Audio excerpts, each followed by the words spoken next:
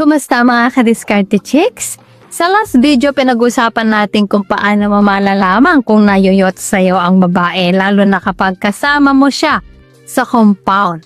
Ngayon, eto ang mas delikado. Kapag nayuyots na siya, ano ang gagawin mo? Kasi mga ka-diskarte chicks, maraming lalaki ang nadadapuan ng false confidence. Feeling nila, uy, gusto ako nito ha. Game na to. Tapos, boom, ikaw pala ang napaglaruan, napahiya, napahamak. Kaya sa video na to, ituturo ko sa iyo how to safely respond kapag nayuyots na siya. Para hindi ka maloko, hindi ka magmukhang desperado at higit sa lahat, safe ka. Huwag kang mag-skip ha, kasi yung huling strategy dito, yun ang pinaka-importante. Reality check, unahin natin ang isang katotohanan. Hindi lahat ng nayuyot sa'yo gusto ka. Minsan bored lang siya, gusto lang ng attention, gusto lang ng kilig, o ego boost ka lang. At dito maraming lalaki na dadali. Kaya ang unang rule, strategy number 1, huwag kang biglang mag-level up. Kapag napansin mo, mas touchy na siya, mas flirty na, mas playful na, huwag kang biglang maging aggressive. Huwag mong iisipin na, pwede na to ah. Mga ka-diskarte chicks, ang lalaking marunong sa diskarte, hindi nagmamadali. Ang ginagawa niya, pinapantayan lang niya ang energy. Kung flirty siya ng konti, flirty ka rin ng konti. Kung playful siya, playful ka rin. Hindi sobra, hindi bitin. Kasi ang sobrang bilis, turn off o red flag yan sa babae. So, strategy number 2, observe mo kung may respeto. Importanteng tanong, may respeto ba siya sa'yo? Kasi may babae na nayuyots, pero binabara ka, minamaliit ka, ginagawang joke ka lang. Kung ganon, red flag. Ang healthy na attraction, may kilig, may lambing, pero may respeto. Kung nawawala ang respeto kahit nayuyots pa yan, delikado ka. So, number 3, strategy number 3, test consistency, hindi moment.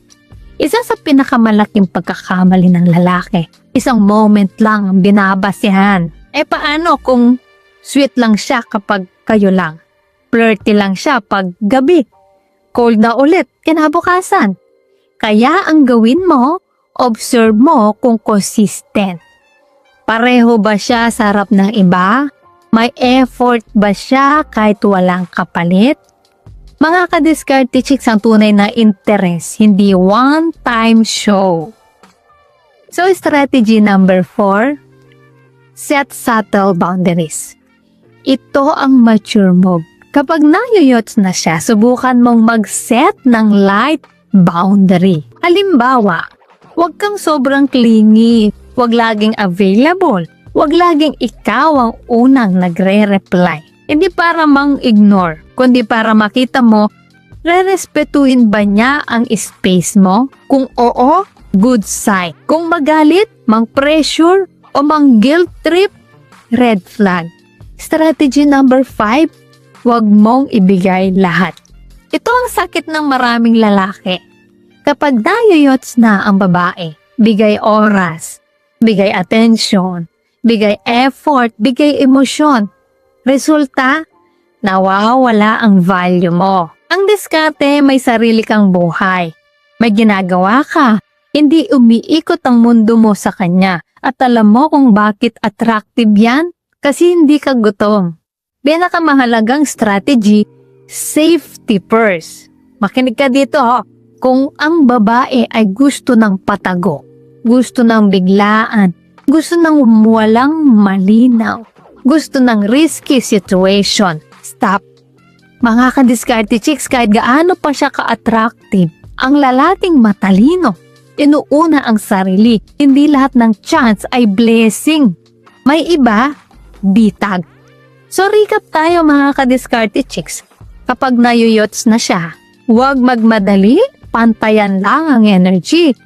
Check ang respeto, test ang consistency, mag-set ng boundaries, huwag ibigay lahat, unahin ang safety. Yan ang galaw ng lalaking hindi basta-basta nadadapuan. Kaya mga ka-diskarte chicks, comment mo sa baba. Nayoyots na ba siya sa'yo? At anong ginawa mo? At kung gusto mo ng next video, paano malalaman kung gusto ka talaga? Hindi lang libog. Like, share at subscribe, hindi tayo nagmamadali. Dinidiskartehan natin ng tama.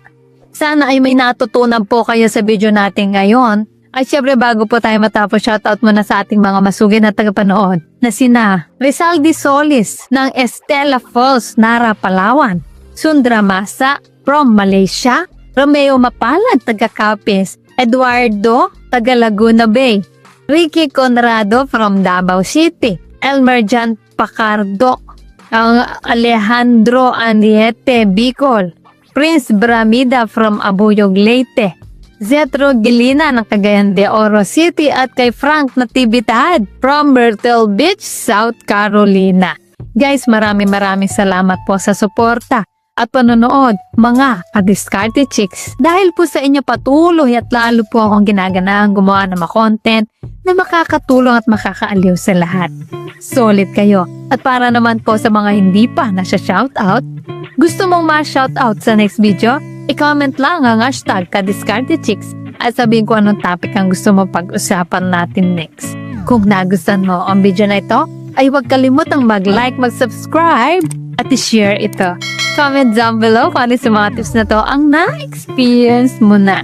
So guys, this is Diskarte Chicks, your love mentor na laging nandito para sa mga diskarteng pag-ibig. Kita-kit sa next video. Maraming salamat sa panonood. Ingat kayo palagi. Let's spread love.